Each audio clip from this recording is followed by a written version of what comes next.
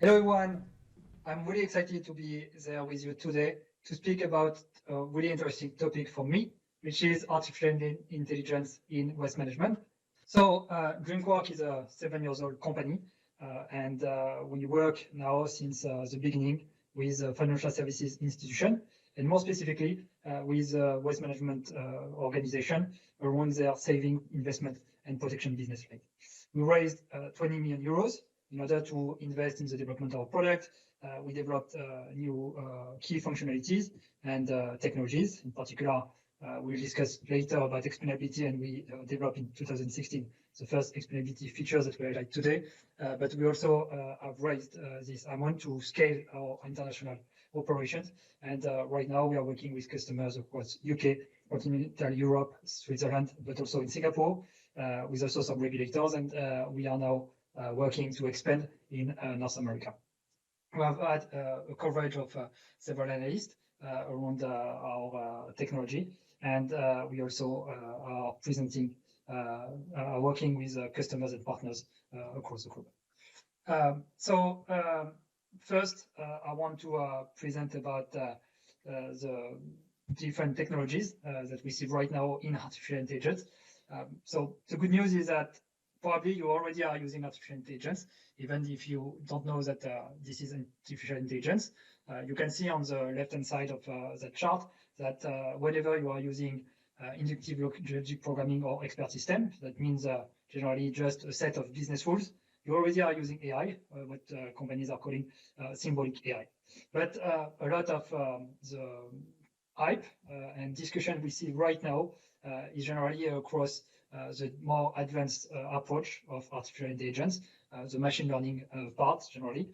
We see in the center the different statistical technologies that companies are looking to deploy, such as natural language processing, such as neural network, which are also the technologies that is the most discussed when you speak about artificial intelligence at the moment. And if you move to the right-hand side further, you have other techniques that can be leveraged, such as genetic algorithm, for example, in the investment side to find optimal strategies. But we spoke about technologies, which is a foundational layer, but obviously people are using this technology to address different use cases. And I highlighted there a set of use cases that companies willing to adopt AI for the front line are the most interested with. The first that I want to highlight is customer segmentation. And we see in waste management company being interested in building what one can call segment of one. That means segmentation that are really at the level of the customer in order to be able to leverage all the data we have on this customer and use that to be able to recommend them different approach, different product, and to tailor more specifically for the need of this really small segment of customer. But if we move across the chain, there are different approach that companies are willing to leverage, in particular to convert new leads. So they have a set of leads, data about these leads, and by using machine learning, artificial intelligence, they can identify the patterns that look like the pattern of former prospects that became customers. They can identify the right channel, the right product to propose to these leads in order to convert them to actual customers. Obviously, if you have a set of customers, then you can go further, not just recommend existing products that you have on shelves, but try to really personalize, hyper-personalize the product for them. One first step is to just be able to recommend a set of existing products by selecting the products that best suit the need of this customer. But you can go one level further and be able to really specify the parameter of existing product, such as, for example, the pricing, or also the horizon, the investment horizon, or finally, the type of securities you will put in a given portfolio to meet the customer need and wants. You can then try to sell more than one product. And if you want to do that, you may leverage information you have on the past customers that had at some time one product and decided to buy a set of new products or upsell their offering. So by analyzing all the data you have on this transaction, on the transaction pattern of these customers, you may identify the patterns that lead to reach out to your existing customer in order to propose them new products that will help you to convert this customer. If you are using this technology to increase the return investment, to increase the customer lifetime value, sometimes some customer may not be happy. Sometimes some customer may want to have other products that you are not selling, and this customer may be willing to leave. And one way of using AI also is to analyze the data you have on the departure pattern of your customers in order to predict which are the next customer to leave. And you can use data and AI in order to tailor specific retention plans specifically for these customers in order to retain them. And that's a use case that see a wider interest, in particular when people were focusing on retaining their existing customers. So you have already plenty of use case in order to scale your operation, to move from one use case to multiple use case and be able to generate significant return on investment leveraging artificial intelligence. Now that we saw techniques and use cases, obviously one question you have is it hype or is it reality? And clearly what we see on this document from Gartner is that we are not yet at the plateau of productivity. What we see in the industry is that companies are slowly moving from proof of concept, but the bulk of the market is still working on proof of concept in order to assess the value of this technology, to assess its capability to change their internal process and to change the life of their team and customers. And most of the use case and most of the technologies, therefore, are at the peak of inflated expectation. I will focus on three parts of this hype cycle. Some technologies that are a bit upfront, for example, machine learning, deep learning, or natural language processing. Companies have started to use them successfully. Some of them already moved from the first proof of concept to one or several use case in production. And they now consider that machine learning is a need and something that they need to build on. And some companies already see a major benefit in the financial services industry of leveraging this machine learning, deep learning, or natural language processing technology. At the top of the peak are new techniques, some techniques that are, for example, 2 or 3 years old, like transformers, or there is a renewed interest on knowledge graph. And these two technologies are specifically used for processing large amount of unstructured data, such as large amount of text, to create a set of structured knowledge out of this unstructured data. And transformer, for example, are the technology that is highlighted when you need to generate text, with some recent example that shows that they are close to, on some case, to human capabilities. So there is a really significant interest around that technology and an emerging an increasing number of proof of concept around that technology. And the third part is around emerging technologies. I see two sets of new tools that are emerging. On one side, what we call responsible AI or AI governance approach, which help company to mitigate risk or to accelerate the answer to a regulatory demand or new customer expectation. New regulation are emerging, and it forces company to adopt a better governance process. And the second part of this emerging technologies is around the operationalization of artificial intelligence algorithm or models, what we call AI orchestration and automation platform, where we see company willing to deploy this AI and to accelerate the deployment, and then realize certain new tools in order to equip their team to accelerate and provide better results. That's so the three parts that I presented are really key for Dream Quark, and this is an area where we are strong. The reason, obviously, why there is still a lot of hype of AI is that we are still missing a lot of foundational capabilities. There is a process when you want to move from to use artificial intelligence, which is first having an AI strategy, discovering the use case that make the most sense. But then you need to consider what data you have to prioritize the one you will deploy. And then you need to move from building models towards the transformational phase, which is adopting and scaling AI across your organization. And there are a set of challenges that companies are facing.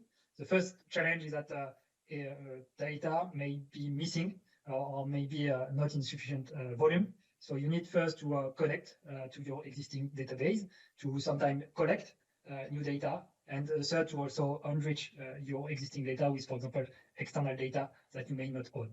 The second challenge is around data preparation, and companies are struggling to prepare the data for AI with three parts. First challenge around improving the quality of data in order to have good AI models, garbage in, garbage out. The second part is around aggregating multiple data set, multiple database into one consistent database for building AI. And the third part is around what we call feature engineering, which is creating combination of variables that have predictive power in order to integrate these variables into AI models. Then what we see is that companies willing to use AI still are not often demonstrating a solid return investment with their AI initiatives for two reasons. Either the lack of quality of the data, but also because the models that are built by the labs are not sufficiently business oriented and does not solve the actual business pain point of the internally.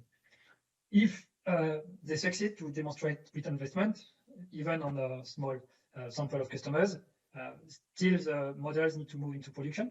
So there are two types of environment. The first is on-premise, leveraging the existing capabilities, the mainframe, for example. And the second part is moving this experiment from experiment to a production in the cloud, leveraging the emerging capabilities that cloud offer. And we see that here companies have two challenges. First, to succeed the deployment. Generally, the team responsible of building the model are not suited for deploying these AI models. So company needs new tools to accelerate the deployment of the model built by their AI lab in production. And even when they are deployed, we see that as models have been trained on historical data, the data in production may not be reflecting very well the data that has been used to train them, so which results into not good performance. Or we also see that sometimes there are new behaviors. For example, during the confinement in 2020, we saw a lot of models failing simply because the customer behavior were not captured by historical data. So that's something that requires intense monitoring in order to identify when a model is drifting. That three parts are actually the technical part. I would not say that it's easy, but that may be the easiest part, and the last part is really transformational as end users or even clients are using the AI technologies. But sometimes the end users are not trusting the models. They are not having the context around the decision to follow and trust the decision, or they may also realize that the AI is not providing them with new insight, which is not enabling them to do a better job. So they are not adopting the tools. And also, sometimes you may be in the case where you have early adopters, but the challenge is then to move from these early adopters to all the bulk of your relationship managers, advisors that are using these new tools. And that requires tools that are made specifically for these users and embed better AI and also maybe even directly to the customer. So that's good part. We covered how to deploy, how to adopt. But now, even when you started to successfully deploy your AI initiatives, you have new expectations that are coming. We see across different countries, different geographies, that regulators are setting regulation or having a more intense scrutiny on these AI initiatives. We see, for example, a new principle. So obviously data protection since 2017 in Europe, but now there is a demand for more transparency around algorithm, moving from what companies call black box to glass box, white box approaches. There is a scrutiny around ethics about the fact that model should be used for the right purpose and should not harm. and then an intense demand for more equal or fairer models that do not discriminate between different people. And we don't know yet what could come next, but that's clear already that these regulations are coming. So we're clear now that there is no magic in AI. That's something difficult. That's something where you need three key ingredients. First, good data, and that's why you need to adopt tools to improve, accelerate data aggregation, for processing that data, for integrating your data with existing system, or having external data that is integrated with this data. So Dreamcork, for example, is developing such tools. Then you need to have tools for operationalizing these models to accelerate the deployment of AI models in production, but also to have an AI governance layer that meet the demand of your customers or the demand of the regulator. And we have developed for that this AI optimization software that we have at Dreamcork. And the third part is great industry knowledge. In particular, you need tools for your advisors that help them in their daily task by prioritizing the key opportunities, the key alerts, and giving them context around these opportunities and compliance alerts that are generated by artificial intelligence. So I spoke about AI, I spoke about some words like explainability, and I highlight in this chart that explainability is not something easy, that an increasing demand from regulators. Regulators are making experiments to understand more what it takes to be explainable, highlighting explainability for different roles. But here you see that there are different elements that are required to have a good explainability. Obviously, good explainable AI strategies, but also model monitoring, datasheet scoring, which is related to model monitoring, also reporting. And you need a process and tools in order to move from a black box model, what we see in yellow, where you have data which is entering as an input of an algorithm. You train a machine learning algorithm with data, you get then a set of output. And right now, companies building explanation approach generally take this input, the model parameters of output, in a tool that is called an explainer that will give you new insight around your model decision, such as what we call explanation, which come in the form of visualization or, for example, short text, but also in the form of recommendation about what change you need to have on your inputs in order to get a new output. So, for example, if you have a credit scoring model, you want to know if you are denied a credit, what you should do to get your credit, so you can identify on which parameter you want to play. So that's difficult, and companies like us are building tools that simplify all this process, package it, and provide to your end users the important alerts or factors that are highlighted either in green when they are positively affecting the decision, or in red when they are negatively affecting the decision. Then that is used to focus users. Then now that we have explainability is not enough.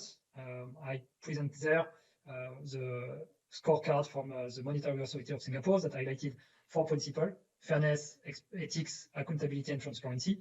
And for example, they ask their companies in financial sectors to, for example, describe the objectives and model and context of their models, to measure the disadvantage that these AI models are generating, and to make sure that they monitor and correct this disadvantage over time.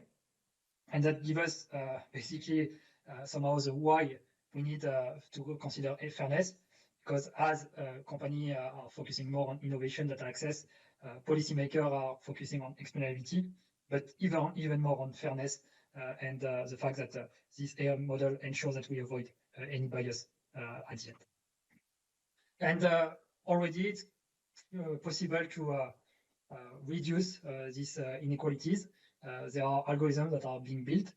Dreamcork provides some in order to help you to have the right inequalities that are corrected. So here, for example, you have a vision on how to train algorithm with fairness in mind. You need to select which attributes you want to protect, for example, gender, nationalities, some others that you have in your data. you need to define what trade-off you want between improving equity and reducing the performance of your existing model, knowing that you may have a cost on improving equality, but sometimes improving equality even is a benefit and improves the overall performance of your model. And you need a definition on what is fairness for you. Here we highlight different definitions that we focus on, such as, for example, equality odd, where you really focused on the outcome of the model, or demographic parity, where you focus more on the mean rather than on the outcome.